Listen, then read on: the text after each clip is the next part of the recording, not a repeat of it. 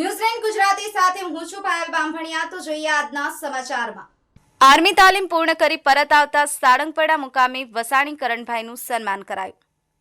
Karnataka મુકામેથી army તાલીમ પૂર્ણ કરી આવતા વસાણી કરણભાઈ ગણેશભાઈનું ગ્રામજનો અને કુટુંબ પરિવાર સહિત મિત્ર વર્તુળ વગેરે દ્વારા સન્માન કરાયું હતું અને લોકો દ્વારા એમનું સન્માન કરવામાં આવ્યું હતું અને ઘરના લોકોને ખૂબ ખૂબ ધન્યતા અનુભવી હતી અને ગોરડકા મુકામેથી રેલી સ્વરૂપે બાઇક સવારો અને ડીજે સાથે સાળંગપડા સુધી પધાર્યા હતા।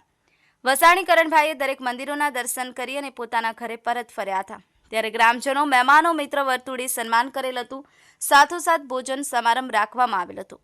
વસાણી કરણભાઈ હવે તાલીમ પૂર્ણ કર્યા બાદ રાજસ્થાનના કોટા મુકામે પોતાની ફરજ બજાવશે। પારસ ગાંધી, ન્યૂઝ9 ગુજરાતી, બોટાદ। મારું નામ વસાણી કરણભાઈ ગણેશભાઈ છે। હું સાળંગપડાનો રહેવાસી છું। બેંગ્લોર મારી ટ્રેનિંગ હતી 11 વીકની બેઝિક ટ્રેનિંગ અને 21 વીક એડવાન્સ ટ્રેનિંગ હતી।